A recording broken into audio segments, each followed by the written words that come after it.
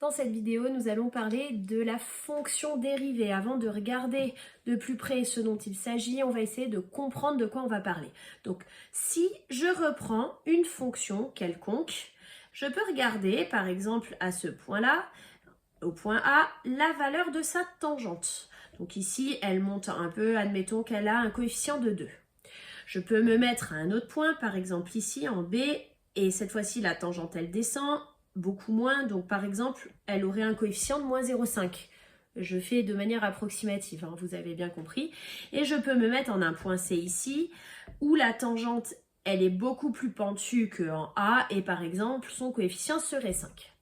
Ça veut dire que je peux tracer au point A le point d'ordonnée 2, donc qui sera peut-être quelque part par là.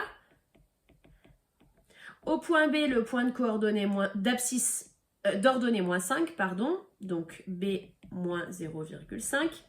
Et au point C, le point de coordonnée C5, qui va peut-être être tout là-haut. Et si je fais ça pour tous les points ici de ma droite, ça va me permettre de tracer tout un tas de points rouges que je vais pouvoir relier. Alors là, je le fais avec vraiment très peu de données, hein. Voilà, je vais pouvoir relier tous ces points rouges. Je relie tous les nombres dérivés. Et cette fonction rouge, c'est ce qu'on appelle la fonction dérivée. Alors, vous voyez que la fonction dérivée, c'est pas du tout la même que ma fonction en bleu. Elle est obtenue à partir de toutes les tangentes. Bien évidemment, on ne va pas calculer les tangentes en tous les points et essayer de retrouver une formule qui colle. On verra comment directement partir de la fonction et dériver. Mais comme ça, vous faites le lien entre le nombre dérivé et la fonction dérivée. Du moins, j'espère que vous faites le lien. Définition, soit f une fonction définie sur un intervalle i. On dit que la fonction f est dérivable sur l'intervalle si pour toute valeur x de l'intervalle, le nombre dérivé existe. Et donc, on va essayer de prouver que sur la fonction f de x égale 5x plus 3, f est dérivable pour tout x. On reprend la formule, c'est dérivable si on peut calculer f de x plus h moins f de x sur h. Alors, je ne prends pas de valeur précise pour x cette fois-ci puisque je veux montrer que c'est vrai tout le temps. Donc, je suis obligée de garder le x, ce qui ne va pas m'arranger pour les calculs, mais c'est pas grave. Donc, voilà f de x plus h moins f de x, et j'oublie pas de diviser par h. Ça me donne donc 5x plus 5h plus 3 moins 5x moins 3, j'oublie pas de distribuer mon signe moins sur h. 3 moins 3, ça s'annule. 5x moins 5x, ça s'annule. Il me reste 5h sur h. Je peux simplifier les h et ça fait donc 5. Autrement dit, la limite quand h tend vers 0 de f de x plus h moins f de x sur h, c'est égal à 5. Ça veut dire que pour tout x dans l'intervalle i, le symbole ici veut dire pour tout. On a trouvé que la dérivée pour n'importe quelle valeur de x vaut toujours 5. Elle existe, donc f est dérivable pour tout x réel. C'est bon, c'est validé. Définition suivante, soit f une fonction dérivable sur un intervalle i, alors la fonction qui a tout réel associe f' de x est appelée fonction dérivée de f et se note f'. C'est ce que j'ai expliqué sur le petit dessin que j'ai fait tout à l'heure. Donc, de la même manière, cet exemple-là, on a trouvé la fonction dérivée, qui d'ailleurs ne dépend pas de x. On pourrait faire ce calcul pour n'importe quelle fonction. Ça serait très long. Donc, on va se passer de faire les calculs systématiquement. On va apprendre tout un tas de dérivés des fonctions usuelles. Alors, voilà le tableau des dérivés des fonctions usuelles. Alors, j'affirme que vous n'avez pas besoin de tout apprendre et que on s'en sort en connaissant uniquement cette formule ici. Je vous montre rapidement pourquoi ce que je dis est vrai. Un nombre entier tout seul, c'est pareil qu'un nombre fois x à la puissance 0. Alors, si j'applique ma formule, le nombre reste devant, j'ai un 0 qui sort fois x puissance moins 1. Quelque chose fois 0, ça fait 0. Donc, ma formule ici est vérifiée. X tout seul, c'est pareil que x puissance 1. Si j'applique ma formule encadrée en rouge, quand je dérive, ça me donne donc 1 fois x puissance 1 moins 1, 0. N'importe quel nombre à puissance 0, c'est 1, ça fait donc 1. Donc ma formule ici est validée aussi. Je prends celle-ci maintenant, 1 sur x. C'est pareil que x à la puissance moins 1. Le moins veut dire l'inverse de. Donc que la chose à la puissance moins quelque chose est au dénominateur. Donc le petit moins ici me permet de switcher entre le dénominateur et l'écriture au numérateur, avec du coup le signe moins. Si j'applique ma formule encadrée en rouge et que je dérive, ça me donne donc moins 1 fois x à la puissance moins 1 moins 1. Ça fait donc moins 1 fois x à la puissance moins 2. Et x à la puissance moins 2, ça me dit que c'est l'inverse de x puissance 2. Autrement dit, moins 1 sur x puissance 2. Et donc ma formule ici est bien vérifiée aussi. Je fais un peu de ménage pour tester les autres. La formule suivante, on a 1 sur x puissance n. Donc si je réapplique mon astuce avec le moins, ça me donne x puissance moins n. Quand je vais dériver, ça me donne donc moins n fois x puissance moins n moins 1. Ça fait donc moins n à la puissance fois x à la puissance moins n plus 1 si je factorise le signe moins. Et donc mon petit moins ici veut dire l'inverse de. Donc je peux l'écrire sous la forme sur x puissance n plus 1. Et ma formule ici est vérifiée aussi. La suivante, j'ai racine de x. C'est pareil que x à la puissance 1 demi. Et ça fonctionne encore. Je baisse le 1 demi et 1 demi moins 1, ça fait moins 1 demi. Avec mon moins, je peux passer au dénominateur, puissance 1 demi. Et la puissance 1 demi, c'est la racine carrée. C'est une autre notation complètement équivalente. Ma formule là est encore validée. Une petite remarque, attention, on ne peut dériver que sur 0 plus l'infini, puisque la racine carrée, à l'intérieur, il y a forcément un nombre positif. Et les deux dernières, là, il n'y a plus de rapport, il va falloir les apprendre par cœur, elles aussi, mais elles ne sont pas très compliquées. La dérivée de la fonction ln, attention, ln n'existe que dans les valeurs positives, hein. Je rappelle que la fonction ln, elle fait ça, elle n'est pas du tout définie ici. La dérivée, c'est 1 sur x et l'exponentielle x, c'est pratique. Quand elle se dérive, elle ne change absolument pas. Donc, en gros, vous devez apprendre par cœur ces formules-là et être à l'aise avec les notations en puissance pour pouvoir ne pas apprendre toutes les autres. Regardons sur les exemples, comment on les applique, ça devrait être assez rapide. Si je veux dériver f de x qui est égal à x carré, attention, c'est plus f, hein, c'est la dérivée f', le 2 je le descends et on perd 1 en puissance et x puissance 1 c'est x. La dérivée de g, n'hésitez pas à mettre pause, à les faire vous-même et puis à reprendre après. Je baisse le 3 et ça perd 1 à la puissance h de x. Ça va nous donner moins 2. Et puisqu'on est au dénominateur, c'est l'inverse. On va avoir non pas 1 en moins, mais 1 en plus, donc x puissance 3. Encore une fois, hein, je ne fais qu'appliquer la formule ici. Et la dernière, j'ai oublié le prime, attention, la dérivée de k, ça me donne donc moins 5 sur x puissance 6, toujours en appliquant cette même formule ici. Entraînez-vous, faites-en plusieurs, non pas que ce soit compliqué, mais il faut que les formules vous rentrent en tête. Donc il n'y a que l'entraînement qui va vous permettre d'arriver à ça.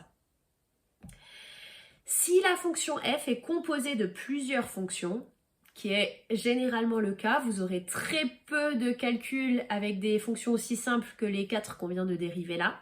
On va utiliser le tableau suivant. Je ne le commente pas, là pour le coup, il suffit de l'apprendre absolument par cœur. Il n'y a pas d'autre alternative et encore une fois, l'usage et la pratique vont vous aider à retenir par cœur. Regardons sur les exemples comment dériver les fonctions suivantes. La première, f de x qui est égale à 3x carré plus 5x moins 2. C'est une somme de la petite fonction là, la petite fonction là et la petite fonction ici. Donc, si je me réfère à mon tableau, quand j'ai une somme, je dérive chacun des morceaux les uns à la suite des autres. C'est exactement ce que je vais faire. Donc, f', ça va être la dérivée de 3x carré, donc 3 reste devant, et si je dérive x carré, ça donne 2x. 5x, le x, quand on le dérive, donne 1, et un nombre entier disparaît. Ça me donne donc 6x plus 5. La suivante, g de x égale 1 sur 4x5 moins 2x. Elle est de la forme 1 sur u, avec la fonction u qui vaut 4 fois x puissance 5 moins 2x. Je vais tout de suite dériver celle-ci. 4 fois 5, 20, et je baisse d'un degré, et 2x, sa dérivée donne 2. Ça veut dire que si je viens regarder les formules de mon tableau, 1 sur u, sa dérivée c'est moins u' sur u carré. Donc, ça va être moins u' sur u carré, et je n'ai plus qu'à utiliser ce qui est écrit ici. Donc, moins 20 fois x puissance 4 moins 2 sur u au carré, 4 fois x puissance 5 moins 2x au carré. Je distribue le moins au numérateur, et au dénominateur, je ne vais surtout pas développer. Pourquoi? Parce que je vais, dans la suite de l'utilisation de la notion, je vais devoir savoir si mes fonctions sont positives ou négatives. Donc quand j'ai un carré, je sais que c'est positif, donc je n'y touche surtout pas. Sinon, il faudra réétudier l'ensemble du truc. Donc je garde absolument mon carré, qui est très précieux, vous le verrez dans la dernière vidéo. Voilà pour la dérivée de g. On passe à la dérivée de h. 3x4 moins 3x2 plus 1 sur 2x moins 3. De la forme, j'ai une fonction au numérateur et une au dénominateur, donc de la forme u sur v. Ma fonction au numérateur que j'ai notée u, c'est 3x4 moins 3x carré plus 1. Et v, c'est celle au dénominateur, 2x moins 3. Je dérive chacune des deux. 3 fois 4, 12 x3, 3 fois 2, 6x, et le 1 disparaît, et v', le x fait 1 en dérivée, le 3 disparaît. Ça veut dire que h' de x, si je viens regarder mon tableau, u sur v, c'est u'v moins uv' sur v carré. Donc on y va, u'v moins uv' sur v carré, et encore une fois, je me sers de ça pour terminer. U', c'est 12x cube moins 6x fois v, 2x moins 3, moins u fois v', le tout sur v au carré. Donc 2x moins 3 au carré. Faire du ménage là en haut, on distribue tout ça. 2 fois 12, ça fait 24x puissance 4, moins 3 fois 12, 36x cube, 2 fois 6, 12x carré, et moins plus, 3 fois 6, 18x. Attention à ne pas oublier le moins là et à le distribuer, et il y a tout qui est multiplié par 2. Donc 3, ça fait donc 6x4, 3x carré, ça me donne 6x carré, en changeant le signe à cause du moins devant, et moins 2 sur 2x moins 3 au carré. Si je range tout ça de manière ordonnée, les x4, j'en ai 24 moins 6, ça me donne donc 18x4, ça j'ai utilisé. Les x cubes, il n'y a que ce terme là, donc moins 36x cube. Les x carré, moins 12 plus 6, moins 6, x carré. Les x plus 18x, et le nombre tout seul, moins 2, le tout sur 2x moins 3 au carré. Voilà pour cette dérivée. On continue. La prochaine, L de x égale 2x cube plus 5x carré moins x au cube. C'est de la forme une fonction à la puissance 3 avec ma fonction u 2x cube plus 5x carré moins x que je dérive tout de suite. 2 fois 3, 6x carré, 2 fois 5, 10x moins 1. Si je viens regarder mes formules, u puissance n, ça me donne n fois u' fois u à la puissance n moins 1. Donc c'est parti. L' de x, n fois u' fois u à la puissance n-1. C'est donc égal à 3 fois u', 6x carré plus 10x moins 1, fois u, 2x cube plus 5x2 moins x à la puissance 3 moins 1, donc 2. Le 3, je vais le distribuer dans ma première parenthèse. 3 fois 6, 18x carré plus 30x moins 3. Facteur de 2x cube plus 5x carré moins x au carré. Encore une fois, ici j'ai un carré. Je le laisse comme ça, je sais qu'il est positif. C'est ça que je vais devoir utiliser à la fin. Donc je n'y touche surtout pas, je laisse ça comme ça. Même si ce n'est pas entièrement développé, c'est pas grave. La prochaine, m de x, qui est égale à ln de 2x carré moins racine de x. Elle est de la forme ln de u, avec la fonction u qui vaut 2x carré moins racine carrée de x. Dans la dérivée, 2 fois 2, ça fait 4. X et la dérivée de la racine carrée, c'est moins 1 sur 2 racine carrée de x.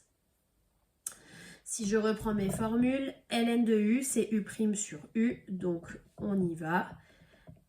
M' de x, c'est de la forme u' sur u, c'est donc égal à 4x moins 1 sur 2 racines de x.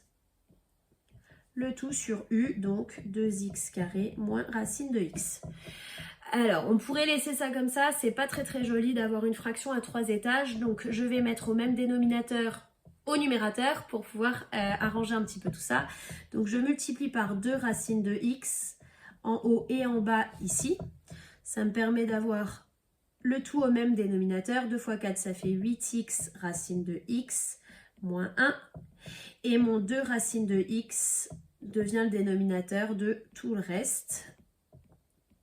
Je ne m'attarde pas sur le calcul littéral. Si jamais vous n'êtes pas convaincu, prenez le temps de le faire tranquillement. Et il nous reste la dernière fonction, n de x égale exponentielle. Alors je l'ai noté comme ça plutôt qu'en puissance parce qu'il y a beaucoup de choses à écrire dans la puissance, c'est juste plus facile.